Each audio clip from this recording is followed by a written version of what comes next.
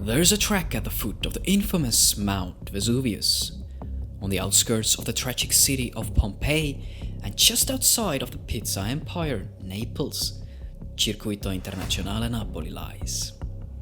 Not only is this karting track over 30 years old, they keep changing the bloody layout all the time. The holy land of pasta keeps changing so quickly that even Google Maps can't keep up. Since I'm putting this track guide together less than half a year from the last update, I hope this will age like a fine wine. The new race circuit is now 1.6 kilometers long and features 13 corners for drivers and 17 for everyone looking at the track map. You can expect lap times at around 1 minute region depending on the racing category. But the big question is, how to be faster than others? So whether you've been to the track before or this is your first time even hearing of it, be prepared for a bumpy ride. No, seriously, this track is very bumpy. It also features 3 types of different tarmac sections and hopping over curbs, like a regular rally stage. So let me simply explain the many quirks of the circuit and give you my best tips for driving and racing here. My extensive insight of the new layout comes from a week of testing during the Rotax Grand Finals in 2024. That means the onboard footage is limited to our first ever session in these karts and on this track. However, the advantage is that it was shot on a 360 camera, which wasn't even mine. Therefore, we have a wide field of view to analyze pedal work, car placement on the circuit, and of course, my most crucial mistakes during my first run. So let's jump right in as we encounter the first of many changes of tarmac at SARNO track. The start-finish straight is rather long and fast, but not the speed trap of the circuit. DD2 karts here hit 130 km an hour and 135 with a 37 gear on the following straight, which usually translates to about 150 km an hour with shifter cuts. Turn 1 is rather simple even at these speeds. Every non-shifter category will fly through flat out. But it is important to open up the entry and ride that outside white line before turning in to carry that speed also out of the corner and maximize the upcoming straight. This fast corner may be flat, but it is not flattened out whatsoever. Therefore, a tight entry that goes across the bumps on the apex could become very costly if it kicks out the back and throws you off the line too much. But despite that, turn 1 is a highly rated overtaking opportunity with direct drive karts, but not so likely in shifter categories due to the lack of slipstream effect. In order to keep the rear stable and avoid the biggest bumps, it is smart to aim for a late apex, because due to the nature of the curves, we don't really want to clip the inside nor put a lot of weight on the outside curve, because it makes the kart go. But we want to maximize the track width on tarmac and get very close to the outside white line once again. As you can see, the straights were not patched on this track, which means they're smooth as glass. But the old, glassy asphalt is also very slippery. In fact, the darker the surface, the better it grips around here. So when walking on the track, you may notice not only clearly visible differences, but also these little patches on the apexes, which work like insect sticky traps, just for the karts. That means the entry to this corner replicates an ice rink in comparison to most other corners. But it changes mid-corner, so the idea for senior and junior karts is to start braking just after turning in. Shifter DD2 and smaller categories can stretch it to the beginning of the first apex. By braking late, we leave nothing on the table on entry and commit to a deeper, more V-shaped line. This enables us to win on entry and let the kart find the grip mid-corner on the new dark surface. Overall, this will be the fastest way through, but not always the smartest. You see, going that deep opens up the door on the inside, and in tight racing situations it may be better to smooth it out a little bit more and stay closer to the inside. So pick your lines according to the situation, as always. And then the first quick chicane of the circuit. Best to stay as much to the right as possible before turning in. Either to cut the first part of the chicane or not is up to you. Rotax carbs want to run out of fuel when taking too much curb, but some drivers cross over with full kart. They will gain some time momentarily, but I suggest going around and carrying more speed at the end of the chicane. This line will require a small lift through turn 4 for direct drive categories, except for micros and minis. But since the aim is to get behind the curve of turn 4 to open up the entry to 5, a slight lift is inevitable. DD2 cars though, there's an even optimal option. You can go through the entire chicane with either first or second gear. First gear is acceptable with 37 and second gear is acceptable with 36. But going through the first part of the chicane with first gear and shifting midway through the corner is the fastest solution possible. It gives better rotation mid-chicane and paces the kart well for turn 5 without having to lift again at turn 4. Then we clip the mandatory curb at turn 4 and land in the middle or a little bit more to the right side. DD2 and shifter karts can even be fast by defending and going very tight into turn 5. This corner is rather tricky because it features a small banking and has the darkest asphalt patch on the inside of the corner, which means the grip will catch you. The biggest mistake you can make is braking too early and therefore turning in too early. Trust the grip, you can fly into the corner, turn in late and also hit a late apex to then carry as much speed out of the corner and maximize your exit. You should brake just in the middle of the short straight and definitely before the new dark asphalt starts. So, no hesitation. If somebody dares to leave a door open, don't let them get away with that. Best to stay as close to the curb without clipping it, but if you keep the rear under control, it doesn't really matter much. But a curb you definitely should avoid is on the exit. As before and after turn 1, get as close to the white line as possible and don't trust the curb. So once again we go back to the silky smooth asphalt before the next chicane. While turn 6 is flat out, it is still extremely important which line we choose before turn 7. We come from scraping the white line after the exit of turn 5 to jumping flat out over the curb of turn 6. It will jump quite high, but the smoother we can make the angle before turn 7, the faster we can take the chicane. Just remember these two things you should do. Firstly, keep the rear stable and the kart under control. And secondly, don't lift before you have jumped the curb. Lifting will redistribute weight differently, launch the kart higher and evoke instability at the rear. This way we can stay as much to the left as possible and brake just after landing the kart. The following right-hander is a clever corner and determines whether you gain or lose time during the whole backstraight. To be honest, this corner sucks with a DD2 kart. You're forced to shift down after turn 6 and then scream all the way to the backstraight. So you're pretty much topping out from the minute that you shift down. Driving wise, it is actually pretty simple. Try to hit a late apex, avoid the inside curb and go flat out already on the apex, just after coming off the brakes. And once again use the track width, but manage your line so you don't drop into the pocket over there. After a 200 meters straight we have a very strong downhill braking for turn 8. The corner itself is rather straightforward, but the downhill braking zone is rather sketchy and wants to catch you out. We must come to the far left to optimize our racing line, but that is also the bumpiest part of the track. During a race, this is a perfect overtaking spot. But shifter karts like to run tighter lines for two reasons on this corner. Firstly, it closes the door for the drivers behind, and secondly, it is less bumpy on the inside. The braking point on a quick lap should always start before the outside curb, or you will head straight towards Pompeii City, not even joking. So it is better to be braking earlier because the bumps will swipe you off the circuit, but also don't underestimate grip levels on the black tarmac. Yes, we're coming off the old surface once again to the dark side. That means sliding on the entry can kill a lot of momentum when the grip finally hits, so be tidy and take the dullest racing line you have ever taken around the hairpin. Don't turn in too late, nor too early. And start accelerating at the middle of the corner.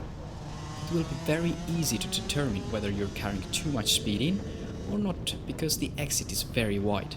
If you drop too far out, you're overcooking it. Exit to the middle of the track with most categories and prefer an even tighter line with DD2 cars. Shifters can be extremely tight, of course. Then, regardless of our racing line on the exit, we drag the car to the right side of the track. Turns 9 and 10 actually remind us about the chicane of turns 6 and 7. It starts with a left-hand corner where you need to clip the curb and stay flat out. The corner has a smoother angle and the curb doesn't launch the kart as high up, but the tricky part comes just before turning into turn 10. If you look closely, you can see the asphalt getting darker before turn 10. I don't like where this is going. That of course means more grip, but also a step that can make you go. As you can see, the rear kicked out on this lap. What we are aiming for is to refrain from counter-steering and keep it as stable as possible. For that, we need to go flat over the curb at turn 9 and brake just after landing. We need a very quick change of direction, but we can't slide the kart in the process. So what we need is driving precision. Maximize the new tarmac line, but avoid the inside curve in the process. There are 2 apexes to turn 10. Be right on the white line on both instances. Most importantly on the second apex, because that will determine your line for turn 11. We want to keep as much to the right before turn 11 as possible.